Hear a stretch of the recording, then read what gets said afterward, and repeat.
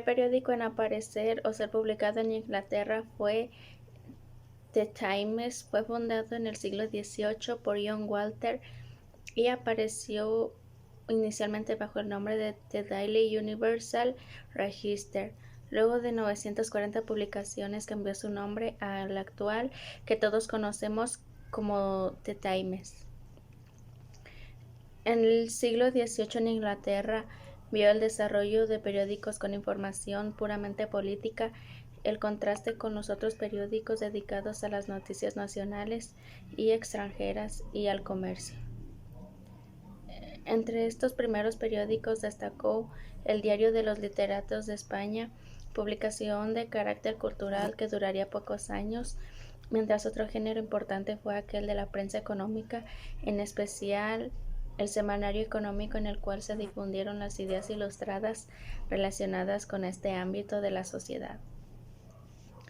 Los más importantes centros de circulación de periódicos fueron los cafés, donde la gente se reunía a leerlos y comentar las noticias. Con el desarrollo de la prensa tuvo lugar el renacimiento de la opinión pública. Hay que tener en cuenta que en esta época el 80% de la población era analfabeta, por lo que los lectores de periódicos eran únicamente una minoría ilustrada. A partir de 1813 se rescató la libertad de prensa. A mediados del siglo, una serie de innovaciones tecnológicas hicieron posible la producción masiva de copias. Las empresas periodísticas introdujeron innovaciones técnicas, establecieron una infraestructura informativa para la recogida de noticias y mejoraron los sistemas de distribución a medida que se desarrollaron las redes de ferrocarril. Entre los temas a tratar de la vida del siglo XVIII aborda temas sobre todos los aspectos de la cultura europea y mundial durante este siglo.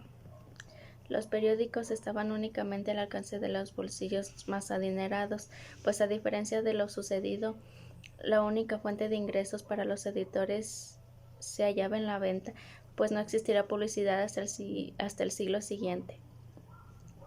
La Presa fue el primer periódico en incluir publicidad pagada en sus ediciones, lo que permitió abaratar el costo para el lector.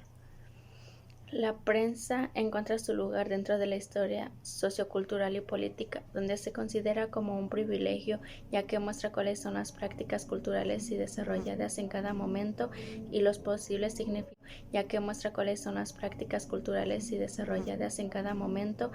posibles significados que surgen de esta.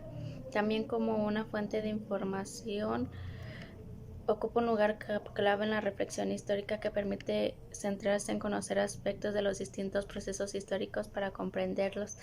Lo cierto es que el periodismo es un componente fundamental de la vida de este siglo y parece inseparable de los sistemas políticos democráticos. El periodismo fue el que creó por sus necesidades de rápida cultura y comprensión y su puesta en neutralidad un estudio redaccional que ha nutrido numerosos escritores que nos formaron parte de los planteles y se destacaron en sus columnas. Además, ha creado prestigiosos y serios comentaristas de la vida social y política.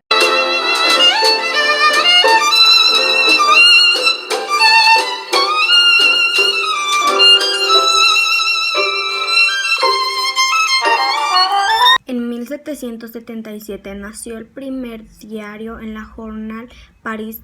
Tan solo tenía 4 páginas. En la capital de la prensa italiana apareció el primer periódico literario, Dos Café, de 1774 a 1776. La Gazette fue el primer periódico de Francia y su número de salida se remonta el 30 de mayo de 1631. El fundador de la Gazette, su fundador también considerado el padre del periodismo de francés, Theophorus Renaud, fue un protestante conversor que consiguió del rey Luis, de quien era médico, un privilegio de impresión que le aseguraba el visto bueno del gobierno y la ausencia de competencia. La Gazette se publicaba semanalmente e informaba a sus lectores sobre los acontecimientos de la corte y de la nobleza. En sus inicios incluía noticias del extranjero y avisos oficiales, pero al poco tiempo se empezaron a publicar sucesos ocurridos dentro del país. Más adelante aparecerían noticias, artículos, comentarios de tipo político, algunas de las cuales eran escritos por el cardenal Richelieu y por el propio Luis. Durante el nacimiento de la Revolución Francesa, la Gaceta guardó silencio y ni siquiera mencionó la toma de la Bastilla el 14 de julio de 1789, centrándose exclusivamente en explicar a los actos a los que acudía el gobierno. Pese a sus orígenes, sobrevivió a los nuevos periodos de la historia de Francia y no cerró sus puertas hasta 1915.